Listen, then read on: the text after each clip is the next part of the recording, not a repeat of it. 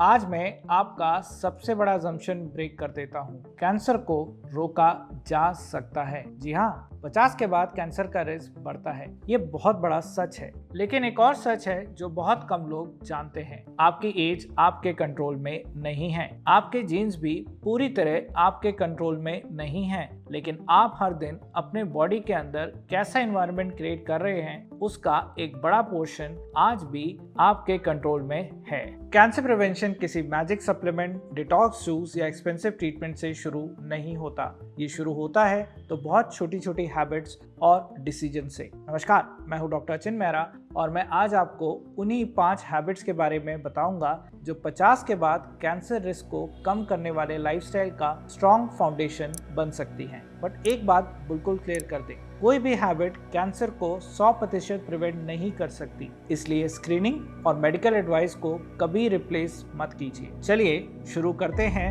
Habit number 5 से। Habit number 5 है अपनी प्लेट पर पैकेट कम, रियल फूड ज्यादा रखिए। लोग कैंसर प्रिवेंशन के लिए अक्सर एक सुपर फूड ढूंढते रहते हैं। कोई हल्दी को मिराकल बोलता है, कोई ग्रीन टी को, कोई इंपोर्टेड सप्लीमेंट्स को। लेकिन बॉडी किसी एक फूड पर नहीं, आपके ओवरऑल ईटिंग पैटर्न पे रिएक्ट करती है। अगर आपका ब्रेकफास्ट शुगरी सीरियल है, लंच में आप फास्ट फूड खाते हैं, इवनिंग स्नैक में चाय और बिस्कुट और डिनर के बाद कोल्ड ड्रिंक एंड पिज्जा खाते हैं, तो आपकी प्लेट पर रियल फूड नहीं है। Ultra processed food usually fibre में कम और रिफाइंड स्टार्च, शुगर, सॉल्ट और कैलोरीज में ज्यादा होते हैं। जब ये फूड डेली डाइट का मेजर हिस्सा बन जाते हैं तो वेट गेन और मेटाबॉलिक हेल्थ का रिस्क बढ़ जाता है। Access body weight multiple cancers का रिस्क बढ़ाता है। बट इसका सोल्यूशन कोई एक्सट्रीम डिटॉक्स या क्रैश डाइट नहीं है।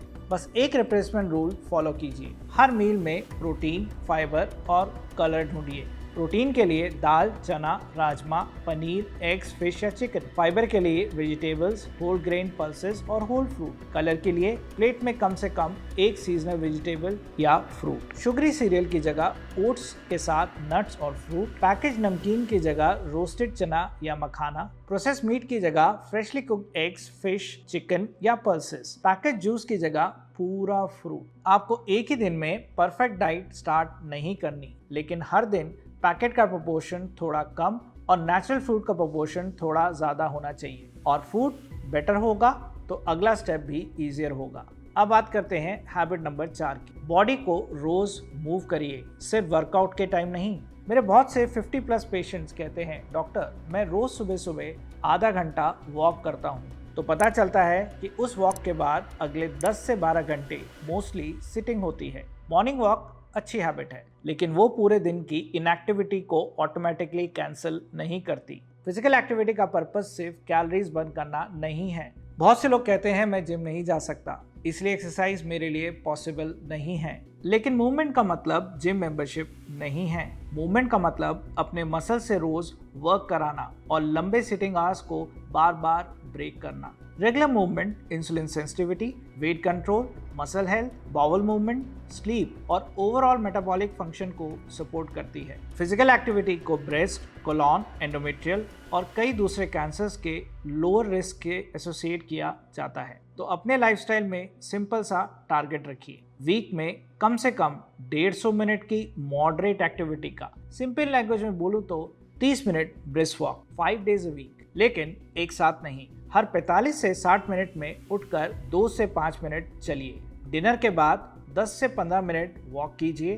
फोन कॉल को स्टैंडिंग पोजीशन में लीजिए और हर वीक में 2 दिन लाइट स्ट्रेंथ ट्रेनिंग ऐड कीजिए। Chair squats, wall pushup, resistant band या लाइट वेट्स। क्योंकि 50 के बाद आपका गोल सिर्फ फैट लूज करना नहीं है, मसल प्रिजर्व करना भी उतना ही इम्पोर्टेंट है। अब आते हैं उस हैबिट पे जो फूड और मूवमेंट दोनों के रिजल्ट्स को डिसाइड करती है। वो है हैबिट नंबर 3। अपनी मेटाबॉलिक हेल्थ को इग्नोर मत कीजिए। बहुत लोग वेट को सिर्फ अपीयरेंस से जोड़ते हैं। थोड़ा पेट निकल गया तो क्या, ये तो एज के साथ नॉर्मल है। लेकिन एक्सेस बॉडी फैट का मतलब स्टोर्ड कैलोरीज नहीं होता। फैट टिश्यू बायोलॉजिकली एक्टिव होता है। ये हार्मोन्स और इन्फ्लेमेटरी सिग्नल्स को इन्फ्लुएंस करता है। And you will be shocked to know कि ओवरवेट और ओबेसिटी कम से कम 13 टाइप के कैंसर के हायर रिस्क से लिंक्ड है। इसलिए सिर्फ वेट स्केल मत देखिए, अपनी वेस्ट लाइन देखिए, ब्लड प्रेशर देखिए, फास्टिंग ग्लूकोज या HbA1c देखिए, लिपिड प्रोफाइल देखिए। बिकॉज इवेंचुअली थिन दिखना आपका गोल नहीं है। गोल है healthy weight, stable blood sugar और मैनेजेबल वेस्ट लाइन। इसके लिए 3 सिंपल रूल्स रखिए। पहला, हर मील को प्रोटीन और फाइबर के अराउंड बिल्ड कीजिए। दूसरा है लिक्विड कैलोरीज कम कीजिए। Soft drinks, package juices, sweet T और फ्रीक्वेंट अल्कोहल आपको फुल फील कराए बिना कैलोरीज ऐड करते हैं। तीसरा है लेट नाइट माइंडलेस ईटिंग को कंट्रोल कीजिए। आप एक सिंपल 10 से 12 घंटे की डे टाइम ईटिंग विंडो रख सकते हैं, जैसे ब्रेकफास्ट 8 बजे और डिनर 7 बजे तक। अगर आप डायबिटिक हैं, ग्लूकोज लोअरिंग मेडिकेशन लेते हैं, अंडरवेट हैं या कैंसर ट्रीटमेंट चल रहा है, फास्टिंग डॉक्टर की एडवाइस के बिना स्टार्ट मत कीजिए। अब नेक्स्ट हैबिट थोड़ी अनकंफर्टेबल हो सकती है, लेकिन अगर कैंसर को रोकना है तो अगली हैबिट को इग्नोर करना सबसे एक्सपेंसिव मिस्टेक हो सकती है। वो है हैबिट नंबर 2, टोबैको को 0 और अल्कोहल को मिनिमम रखिए। अगर आप सिगरेट, बीड़ी, गुटखा, खैनी और किसी भी फॉर्म में टोबैको यूज करते हैं तो सबसे पहला फोकस टोबैको छोड़ना होना चाहिए। दुनिया का कोई भी हेल्दी फूड या हेल्दी हैबिट सिगरेट के डैमेज को कैंसिल नहीं कर सकता है, और कोई सप्लीमेंट लंग्स, माउथ या थ्रोट को टोबैको एक्सपोजर से प्रोटेक्ट नहीं करता।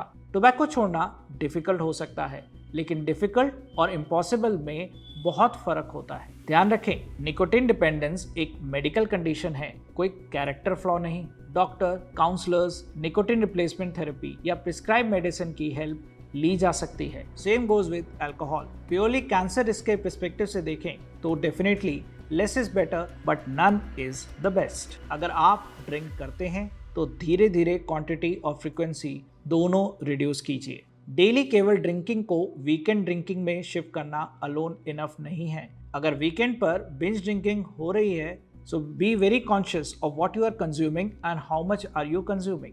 अब मान लीजिए आप क्लीन डाइट लेते हैं, रोज वॉक करते हैं और टोबैको बिल्कुल यूज नहीं करते, फिर भी अगर अगली हैबिट मिस कर दी तो आपका बॉडी में कैंसर का रिस्क काफी ज्यादा बढ़ सकता है। इसलिए नंबर 1 हैबिट सबसे इंपॉर्टेंट है, वो है सिम्टम्स का वेट मत करिए, स्क्रीनिंग को रूटीन बनाइए। कैंसर का सबसे डेंजरस फीचर ये है कि अर्ली स्टेज में कई बार वो पेन नहीं देता। आप नॉर्मल फील करते हैं, आप एक्टिव होते हैं और फिर भी बॉडी के अंदर एबनॉर्मल चेंजेस शुरू हो चुके होते हैं। स्क्रीनिंग का पर्पस सिम्टम्स का वेट करना नहीं है, पर्पस है कैंसर को अर्ली स्टेज में पकड़ना और कुछ केसेस में प्री कैंसरस चेंजेस को कैंसर बनने से पहले ही आइडेंटिफाई करना। 50 के बाद अपने डॉक्टर के साथ पर्सनलाइज स्क्रीनिंग प्लान बनाइए। वुमेन के लिए ब्रेस्ट और सर्वाइकल स्क्रीनिंग सबसे इंपॉर्टेंट है, वहीं मेन के लिए प्रोस्टेट स्क्रीनिंग काफी इंपॉर्टेंट है। मेन और वुमेन दोनों के लिए कोलोरेक्टल कैंसर स्क्रीनिंग इंपॉर्टेंट है। लॉन्ग टर्म स्मोकिंग हिस्ट्री वाले लोगों के लिए I will recommend low dose CT lung screening. India में ओरल कैंसर चेक्स बहुत ज्यादा इंपॉर्टेंट हो जाते हैं, पर्टिकुलरली टोबैको यूजर्स के लिए। कौन सा टेस्ट किस एज पे और कितनी फ्रिक्वेंसी से करवाना है, ये आपके age, sex, family history, previous report और पर्सनल रिस्क पर डिपेंड करता है। इसलिए अपने डॉक्टर के साथ पर्सनलाइज्ड डिसीजन लीजिए। और हाँ, इन वार्निंग साइंस को कभी डिले मत कीजिए, जो है अनएक्सप्लेन वेट लॉस, स्टूल या यूरिन में ब्लड, बॉडी में नया लंप, अनयूजुअल ब्लीडिंग, परसिस्टेंट कफ, सॉलोइंग में डिफिकल्टी, माउथ अल्सर्स जो हील नहीं हो रहे या बॉवर्ड हैबिट्स जो परसिस्टेंटली चेंज हो रही हैं। इनका मतलब हमेशा कैंसर नहीं होता, लेकिन इन्हें इग्नोर करना सेफ भी नहीं होता। ये कैंसर के सिम्टम हो सकते हैं। Real food overall diet quality को इम्प्रूव करता है। डेली मूवमेंट मसल्स और मेटाबॉलिक हेल्थ को सपोर्ट करता है। हेल्दी वेट हार्मोन्स, इंसुलिन और इन्फ्लेमेशन के बैलेंस के लिए इम्पॉर्टेंट है। टोबैको और alcohol control measure preventable exposure को टारगेट करता है और एप्रोप्रिएट स्क्रीनिंग सिम्टम्स को टाइम से पहले आइडेंटिफाई कर सकती है। याद रखें, कैंसर प्रिवेंशन कोई 1 to 2 डे एक्टिविटी नहीं है, ये रिस्क रिडक्शन का लॉन्ग टर्म सिस्टम है। और एक डॉक्टर होने के नाते आपसे ओवरनाइट परफेक्शन एक्सपेक्ट मैं नहीं करता, बट मैं कंसिस्टेंसी एक्सपेक्ट करता हूँ। और आज एक एक्शन चूज कीजिए। कैंसर से डरना सोल्यूशन नहीं है। अपने रिस्क को समझना, उन्हें रिड्यूस करना और स्क्रीनिंग को टाइम पे करवाना सही सोल्यूशन है।